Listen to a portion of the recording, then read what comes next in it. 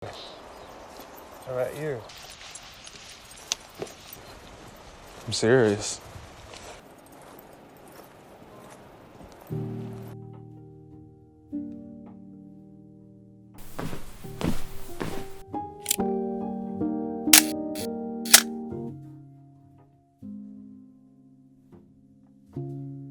Film dimulai dengan suasana yang tenang dan sederhana di pinggiran kota Portland, Oregon.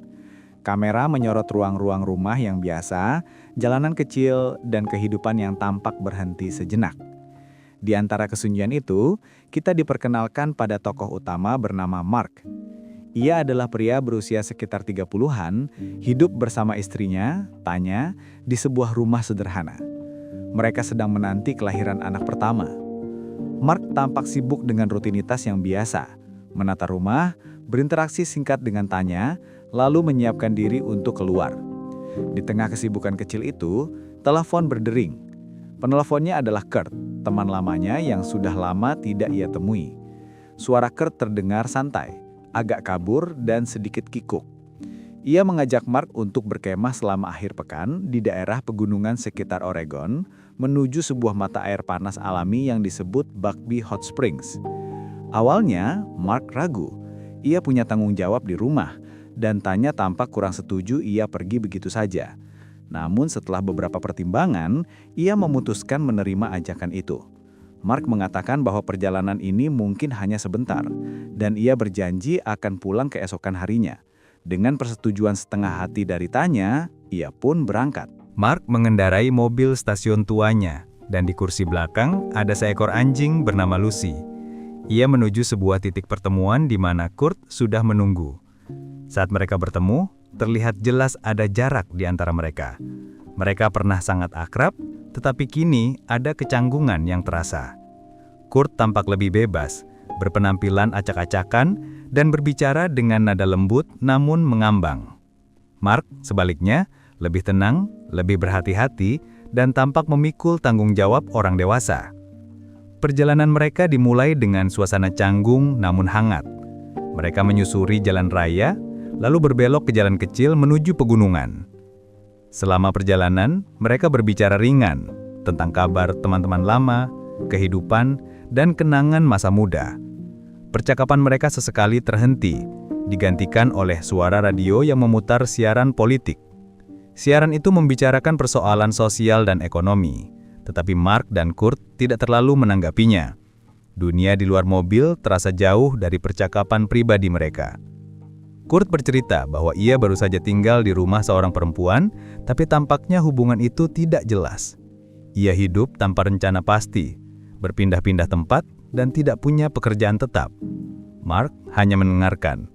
Kadang ia tersenyum, kadang ia terlihat khawatir. Dari percakapan mereka, perlahan muncul perbedaan besar. Mark kini menjalani kehidupan mapan, sementara Kurt masih mencari arah. Perjalanan mereka terus berlanjut melewati hutan dan jalan tanah. Sore mulai turun, dan mereka memutuskan berkemah di sebuah lokasi terpencil.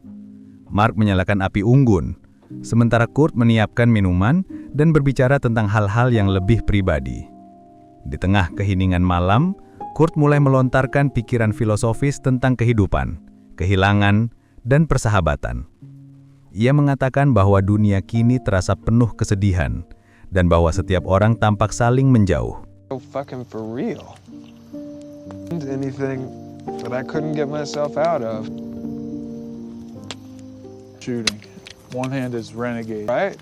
Some physics classes. See trees and rocks and bushes. Fuck. I forget. Who the hell am I? I miss you, Mark. Are you serious? Do you really? God, I'm sorry. Mark mendengarkan dengan tenang, tapi tidak banyak menanggapi. Ketika mereka berbaring di tenda, Kurt melanjutkan obrolan dengan nada melankolis. Ia merasa hubungan mereka dulu sangat dekat, namun sekarang seperti dua orang asing. Mark hanya menjawab singkat, lalu suasana kembali diam. Di luar, hutan terdengar sunyi, dan malam terasa panjang. Keesokan paginya mereka melanjutkan perjalanan mencari jalan menuju mata air panas. Namun arah yang mereka tempuh tidak jelas. Kurt yakin ia tahu jalannya. Tapi, beberapa kali mereka tersesat. Mereka berputar di jalan tanah, menyusuri jalur-jalur sempit yang tertutup pepohonan. Mark mulai frustrasi, sementara Kurt tetap santai, seolah perjalanan itu sendiri lebih penting daripada tujuannya. Di tengah perjalanan mereka berhenti di sebuah tempat untuk makan siang. Kurt kembali berbicara, kali ini lebih terbuka. Ia mengingat masa lalu mereka saat mereka masih muda, bebas, dan penuh harapan. Sekarang katanya, semua itu sudah berubah. Ia merasa ditinggalkan oleh waktu, oleh teman-teman, dan oleh dirinya sendiri. Mark mendengarkan, tapi tidak tahu harus menanggapi apa. I've really done something. No, really. I'm serious. That you don't give to the community, I mean,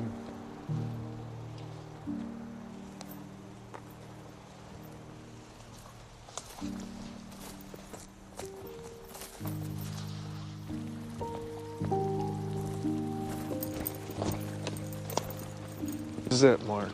cool, this looks fantastic. Hope. Setelah beberapa jam, mereka akhirnya menemukan jalur yang benar menuju Bagby Hot Springs dan melanjutkan perjalanan dengan berjalan kaki menembus hutan. Suasana film berubah menjadi lebih hening dan kontemplatif. Kamera menyorot pepohonan tinggi, aliran sungai, dan langkah mereka yang lambat. Tidak banyak dialog, hanya suara alam dan langkah kaki.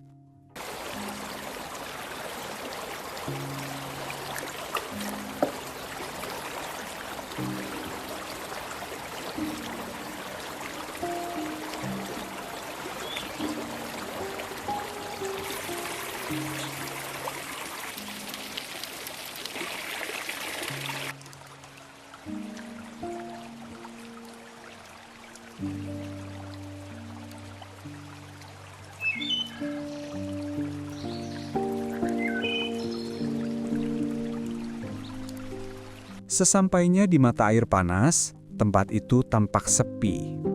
Hanya ada beberapa kolam kecil dari kayu, dikelilingi pepohonan basah.